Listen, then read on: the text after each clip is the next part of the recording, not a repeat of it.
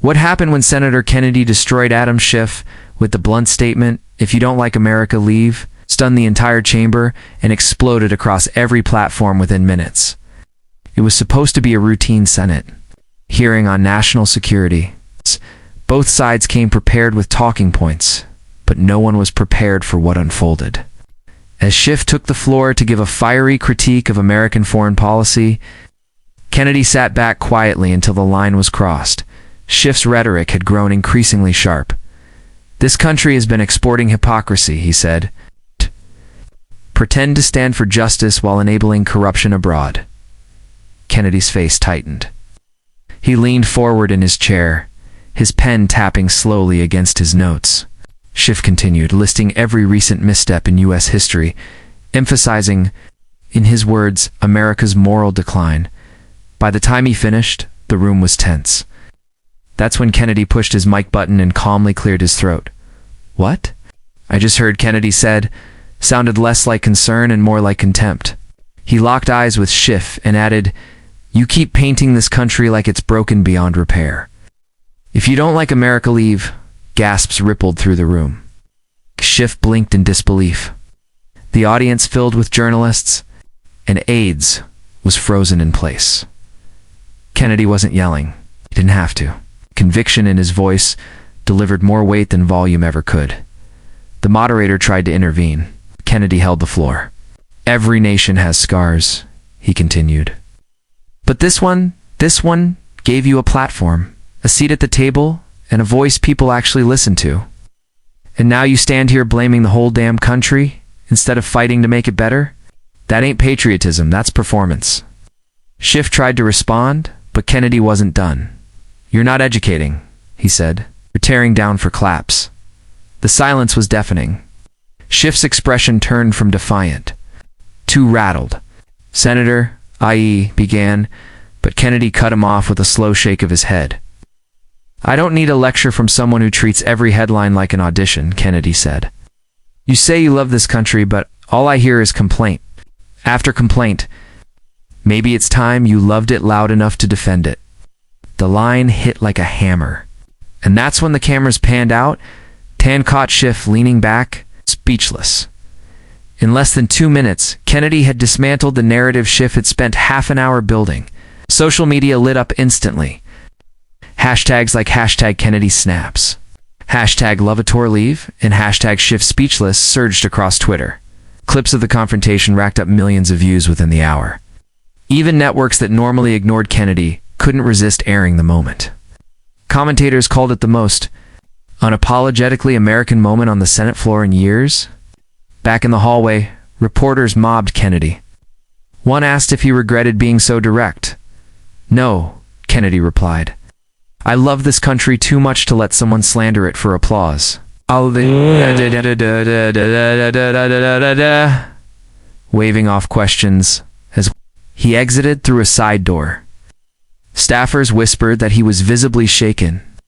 In private, several Democrats acknowledged that Schiff had gone too far, and Kennedy had simply called him on it with a megaphone of truth.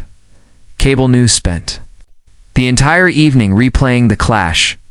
Right-leaning commentators called it a perfect takedown. Even some left-leaning voices admitted Schiff had been too theatrical, and Kennedy's response had landed like a sledgehammer. Editorials flooded in. One op-ed titled, "Kennedy reminds us what patriotism looks like, read. His words weren't cruel, they were clear. And sometimes, clarity is the only thing that cuts through the fog of politics." Back at the Capitol, aides said Schiff canceled his next scheduled appearance, opting instead to remain out of the spotlight. Kennedy, meanwhile, returned to his desk, pulled out a notepad, and resumed work as if nothing had happened. He didn't gloat. He didn't boast. He didn't need to. The silence left behind by his words spoke louder than any post-hearing spin. The moment was his own. The country knew it. That night, political analysts unpacked every word. Kennedy didn't just push back, one veteran commentator said. He redefined the rules of engagement. Instead of shouting, he used control. Instead of rage, he used reason. Schiff's speech might have drawn attention, but Kennedy's response commanded respect. Even those who disagreed with his politics couldn't deny that in that moment, he had seized the moral high ground. No slogans, just spine memes flooded the internet with Kennedy's face beside the, quote, "If you don't like America, leave." It struck a chord that extended far beyond party lines. Veterans groups reposted it. Immigrants who had worked hard to earn citizenship echoed it. Even high school civics teachers used it in class to spark debate. Not because everyone agreed, but because everyone felt it. It was raw, undiluted patriotism delivered in a way that couldn't be ignored or spun into gray. Schiff remained silent for days.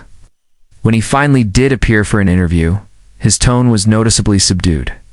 He didn't reference Kennedy directly, but he said, "We must be allowed to critique our country to improve it." While that message resonated with some, many viewers noted the shift. The defiant fire was gone. The sharp edges dulled. Some speculated it was caution. Others said it was embarrassment. But no one doubted that Kennedy's words had left a mark. Inside the Senate, Kennedy's colleagues approached him differently. Some nodded in quiet respect. Others kept their distance. But what no one could ignore was that Kennedy had become something more than a senator, that day he had become a voice. A voice not just for policy, but for people who felt unheard. For those tired of America being framed as broken, for those still willing to defend the nation's promise despite its flaws. And he did it without an ounce of apology. Cable news. Programs replayed the moment for weeks. It became a case study in communication. One journalist put it best. Kennedy proved that you don't need volume to be loud. You just need to mean what you say. Town halls across the country quoted him. One small-town mayor in Texas began a speech with, as Senator Kennedy said, "If you don't like America." Before receiving thunderous applause, the phrase was spreading because the feeling was already there. Behind closed doors, Schiff reportedly admitted to staffers that he had underestimated Kennedy. He thought Kennedy would be easy to dismiss, just another Southern senator with old-school values. But Kennedy had shown the nation that patriotism isn't a costume you wear it, a conviction you carry. His words weren't rehearsed. Were real. And that authenticity couldn't be spun, censored, or ignored.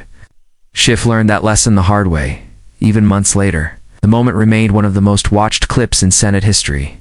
Kennedy's line was printed on T-shirts, quoted in podcasts, and echoed in campaign ads. It wasn't just a viral hit, it had become a rallying cry. Every time someone felt America was being unfairly attacked, they repeated it. If you don't like America, leave. Not as a threat, but as a challenge, to either build it up or stop tearing it down. Kennedy had drawn a line in the sand and dared anyone to cross it. In interviews, Kennedy remained humble. "I didn't plan it," he said. "But I wasn't going to sit there and let someone trash the country I love. It's not without answering back." It's that kind of response measured .com. But unwavering became his signature. And whether people agreed with his politics or not, they couldn't deny the strength of his words. He hadn't just defended America, he'd reminded America how to defend itself in the end. Adam Schiff had tried to spark a fire, but it was Senator John Kennedy who turned up the heat and left the whole country watching in stunned silence. With one sentence, he didn't just destroy an argument, he reignited a spirit.